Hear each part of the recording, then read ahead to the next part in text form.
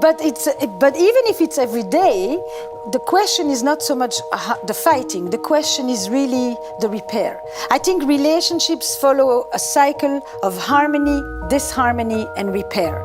When people fight about the same stuff, what they're fighting about is not the towel or the bathroom or who takes care of what or who takes the children every day or who is always late. What they're fighting about are actually three key groups of themes that are underneath those plot lines, which is power and control, closeness and care, and respect and recognition. Look, some people come with a history where we learn to fight, we learn to argue, we learn to defend ourselves, we learn certain ways for asking for what we want, or we learn certain way never to ask for what we want, but to criticize the other for doing it when you can't do it yourself. And we come with those schoolings of our relationships that usually we learned in our own homes by watching our parents with each other and with us. Some people are maximizers, they explode. Some people are minimizers, they implode. They keep it in, they wait, and then they explode, and over something that has nothing to do with the thing they're actually annoyed about, but this is the right moment. Yeah, and it's not always about words. It's an energy. The more one person goes up, the more the very person that goes up is actually making the other person go numb. And the more the person shuts down, the more it actually activates this one to go higher and higher. Each person is actually contributing to the extreme version that the other person becomes. I would say bickering is chronic, low-intensity warfare, in which I am picking. And I'm critical all the time. And instead of saying, I would like a cup of water, I say, why did you take a cup for yourself? And I am not telling you what I wish, because behind every criticism is a wish. And I'm just going at it and making you feel down, low, contemptuous. I also, when I talk about the cup, I remind you of the shoes and of the friend you didn't call back and of what your mother told me 17 years ago. And I do what is called kitchen sinking, meaning I pile up all the dirty dishes in the sink at the same time so that at the end we have no idea what we're actually fighting about. It began with the cup of water, and it ended up with the day that you broke up with me when we were going on our first date. You can't clean the dishes when you've got all the dishes in the sink at the same time. So you do kitchen sinking, you do chronic picking, the bickering. You also have two wonderful things. One is called confirmation bias, which is that now that I've decided that you really are a slob and you don't care about whatever I ask you, I look for it.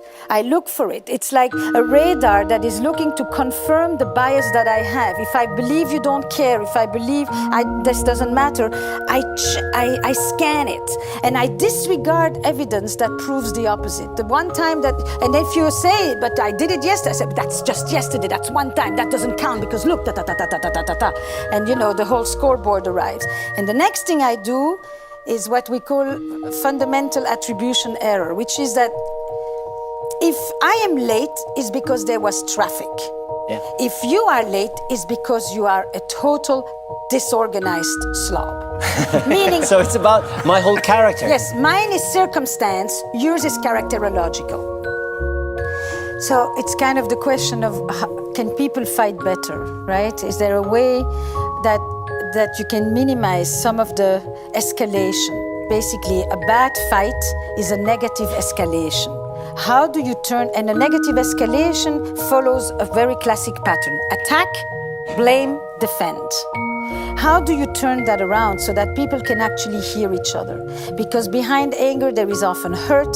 Behind criticism, there is something you want to. There's an unmet longing, a wish, a need, etc. And one of the first things is this thing about not being right is, can you imagine that there is this person that is so close to you that actually has a completely different experience of what just happened? And that's very challenging in a relationship, because if I feel this way, you must have done this. Otherwise, why am I feeling it? It cannot be that I feel so neglected and that you think you were being really warm, for example, right? And So the next thing that is, of course, the most difficult thing to do is to talk about what you feel versus talk about what the other person did or did not do. You know, it's a way of saying, I can hear you and still disagree with you. Versus if I hear you, then it means that I agree with you. And when you are in conflict situations, we have the ability to listen to 10 seconds. And 10 seconds is 3 sentences before in our head we've stopped listening and we are preparing the rebuttal. So it's very short how much people can actually stay in a conversation when the tension is mounting. And what you want is to turn it around so that people don't feel attacked.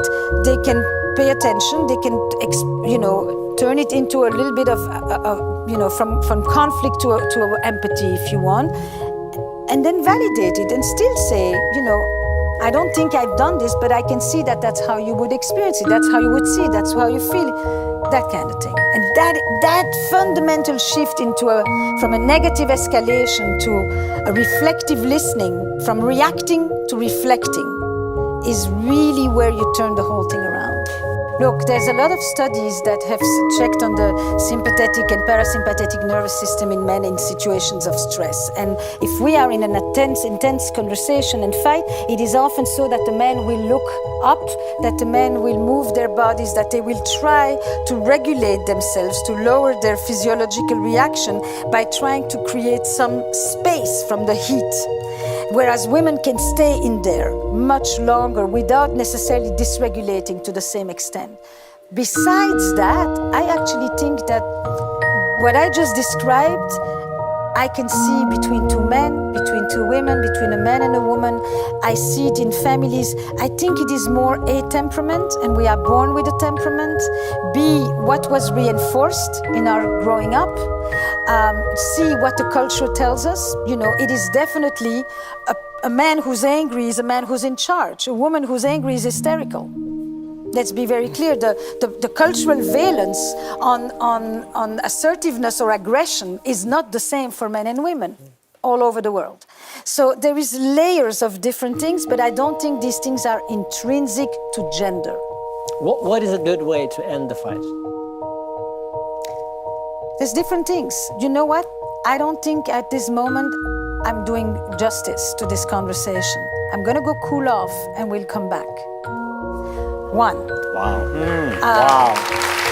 That's a grand way. That's, as in, you know what? I get so angry in those situations. Let me go and just chill for a second, because otherwise I'm going to regret what I'm going to say, and I don't want to do that. And then you need to not follow me around the house. You need to let me go and trust that I will come back. The person who leaves has the right to go, but they have to be the one to come back.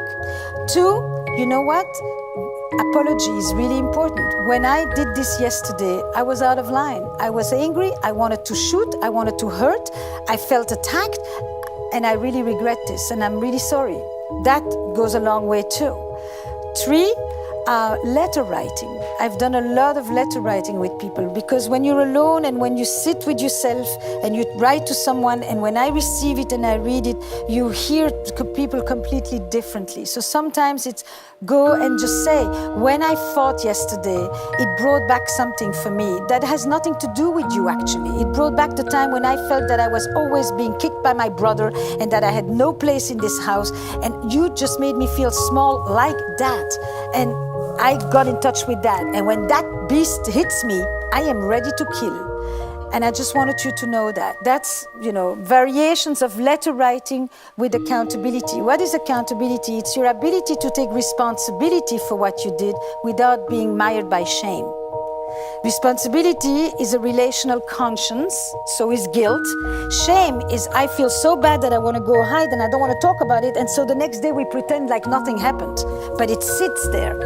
I just don't want you to remind me. You know how bad I feel about myself, not about what I did to you. And that's the thing in a fight, is that people often feel terrible about themselves afterwards. They don't like it. They don't like what comes out of them. They don't like how they behave. They don't like the face that they can have, even if it's a quiet face, a seething face. 3 days. 3 days I'll walk around like this. You know, and let's, you know, and make you plead with me, and but all kinds of dances like that. And when you can just say, you know, I don't like this about me. So why is that so crucial? Because what is the fundamental definition of self-esteem is your ability to see yourself as a flawed person and still hold yourself in high regard.